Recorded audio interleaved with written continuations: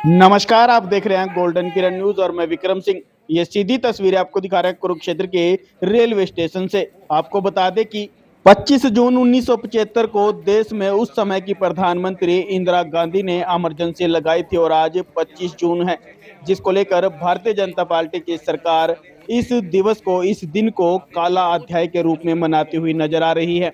और Kurukshetra railway station पर एक प्रदर्शनी लगाई गई है, जिसमें उस समय की जो चित्र थे वो दिखाते हुए नजर आ रही हैं और तमाम भारतीय जनता पार्टी के पदाधिकारी, नेता और पूर्व मंत्री सुभाष सुधा यहाँ पर पहुंचे हैं और इस प्रदर्शनी का अवलोकन करते हुए नजर आ रहे हैं।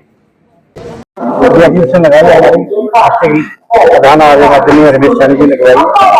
मैं ये कहूँगा इसमें देख आंखों में आंसू आते हैं। किस प्रकार से कांग्रेस ने ऐसे कार्य किए, उस समय इमरजेंसी के समय पर धक्के से नसबंदी की गई और युवाओं पर कितने बड़े अत्याचार किए। युवाओं को बताकर उन पर मोमबत्ती जलाई गई, किस प्रकार से युवाओं को बांधा गया, उनके साथ कितने अत्याचार। बहुत से हमारे जनसंघ के नेता और हमारे नेताओं को जो भी सत्ता के अंगेज, कांग्रेस के अंगेज आवाज उठाता था उसको अंदर दिखते थे। उसमें बहुत से नेता, अडवाणी जी, आदरणीय वाजपेयी जी, बहुत से लोग कायम हो चुके हैं। ये आज काला देश के रूप में बना रहे हैं। अब मैं जो आज प्रजातंत्र की बात करते हैं, उन्होंने 1975 में किस प्रकार से प्रजातंत्र का गला घोटा, आप लोग यहाँ पर देखिए। मैं क्षेत्र के वासियों से हाथ जोड़ के अनुरोध करूंगा, खासतौर से युवा पीढ़ी से अनुरोध करूंगा कि जो प्रदर्शनी हमने रेलवे स्टेशन पर लगाई है, इस प्रदर्शनी को एक बार आगे दिखे। किस प्रकार से 1975 में लगाई गई थी, में क्या क्या युवाओं पर जुड़ा हुआ, क्या क्या हमारे बुजुर्गों को हुआ, अपने मन की बात को बताते हैं। आज हमारे प्रदेश के मुख्यमंत्री आदरणीय नायब सिंह साहब हमारे पर्टिकुलर के अंदर पूरे प्रदेश की जो 6 जिलों के जो हमारे नमकिया जिनके साथ आप बीती है, जो हमारे 1975 में जेलों में डाला गया, अरे आप बीती अपनी कहानी सुनाते हैं। जो आप बीती अपनी कहानी सुनाते हैं तो आपको में से आंसू आते हैं। आज उन लोगों को जिनकी वजह से आज भारतीय जनता पार्टी की सरकार आई है, उन लोगों को आज हम हमारे पंचकुला के अंदर उनको सम्मानित करेंगे। आज सभी लोग वहाँ पर पहुँच रहे हैं, हम लोग वहाँ पहुँच रहे हैं। और खासतौर पर मैं यही कहूँगा कि क्षेत्र दोबारा अनुरोध करूँगा, खासतौर पर युवा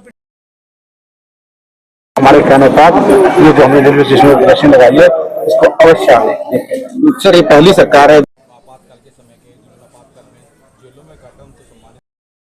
इम्पोर्टेंस दी जा रही, पहले किसी सरकार ने इस तरफ इम्पोर्टेंस देखिए। भारतीय जनता पार्टी की सरकार है, मोदी जी के मार्गदर्शन में और प्रदेश के मार्गदर्शन में लगातार महापुरुषों की जयंती को मनाती है। और जो इमरजेंसी में बुजुर्गों के साथ जो अपमान हुआ, उन सबको सम्मानित करने का काम अगर करती है तो भारतीय जनता पार्टी करती है। एक आप विभाजन दिवस का भी मनाते हैं, कहीं ना कहीं उनकी भी पीड़ा होती है। 1947 में जब पार्टीशन हुआ, पार्टीशन के समय पर 10 लाख लोग ऐसे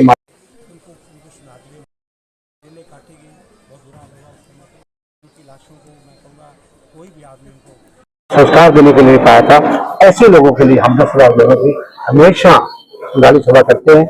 हमने उनका 14 अगस्त को मैं देश के प्रधानमंत्री नरेंद्र मोदी जी का धन्यवाद करूंगा कि जिन्होंने 14 अगस्त डिक्लेयर किया राष्ट्रीय रक्षा के नाम से हम पूरे देश के अंदर मनाते हैं। और उसका पंद्रह समाज का मैं भी प्रधान हूँ, लगातार इसको मनाते हैं। उन लोगों को, उन बुजुर्गों को जो आप बीती है उनकी सुनते हैं, उनको सम्मानित करते हैं। हमारे बुजुर्गों ने किस प्रकार से सब कुछ छोड़ कर वहां गया, यहाँ आकर किसी प्रकार की भीख नहीं मांगी, किसी के आगे हाथ नहीं रसाए, खुद मजदूरी करी, पल्लेदारी करी, कुछ भी करा सकती बच्ची, कुछ भी बेचा। आज उन्होंने यहाँ पर अपने आप को, बच्चों को अपना इस प्रकार से पहन किया है, ये देखने वाली बात है। तो उनकी जब बात देखते हैं, सुनते हैं, तुम्हारी आंखों में, हमारी माताएं जो है, हमारे बुजुर्ग है, हमारी आंखों में से आंसू आते हैं।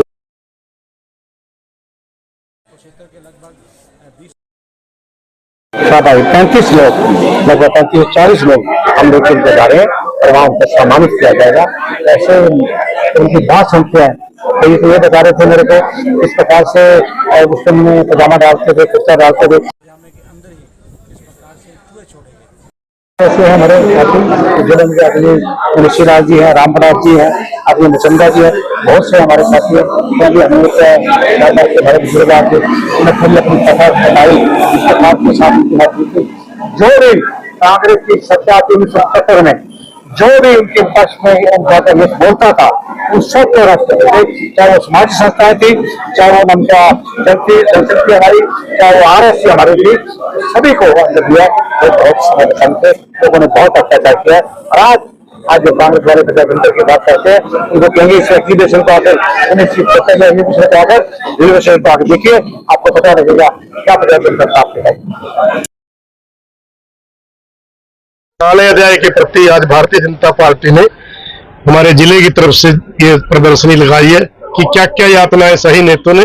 इसका अवलोकन करने के लिए हमारे जो मुख्य अतिथि अभी आने वाले हैं, बहुत से साथियों ने और भी शाम के प्रोग्राम है, तो आप इस प्रोग्राम में आए। मैं हमारी पार्टी के सभी नेताओं की तरफ से आपका भी स्वागत करता हूं, क्योंकि ज्यादा से ज्यादा जो इमरजेंसी का दौर था हमने और आपने कम देखा, हमारे बुजुर्गों ने देखा है। हम सब तो उस टाइम कोई 10 साल का था, कोई 12 साल का था, लेकिन इमरजेंसी के बाद ऐसी क्रांति आई जिससे आज जंक्शन में भारतीय जनता पार्टी ने आज उन सभी स्वतंत्रता सेनानियों को, माननीय हरियाणा के मुख्यमंत्री अपने इन 6 जिलों को पंचकूला के अंदर सम्मानित भी करने का काम कर रहे हैं।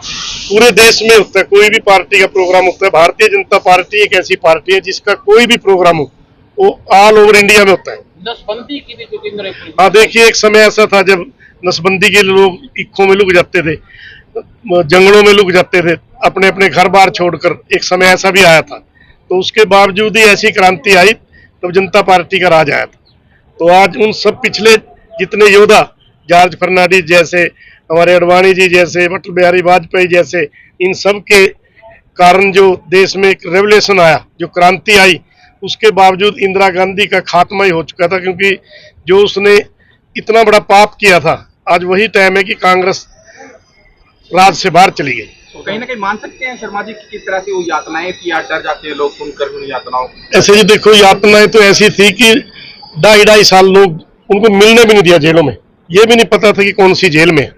काला पानी जैसे था, है जी, डिब्रूगढ़ की जेल थी, मतलब इतनी दूर रखा गया। लेकिन 2.5-3 साल बाद, यदि आज तो आदमी कोई जेल में चाहे मर्डर करके भी जाए, एक दिन दूसरे दिन बाद ही भेंट हो जाती है, लेकिन उन महान आदमियों की देखो कितनी हिम्मत थी कि 2.5-3 साल जेलों में रहना। और उसके बाद जब क्रांति आई तो सभी पक्ष ने इकट्ठा होकर एक जनता पार्टी की का जो राज आया था, वो उसी का परिणाम था कि जो इमरजेंसी के बाद दोबारा किसी भी नेता ने इमरजेंसी लाने की हिम्मत नहीं की।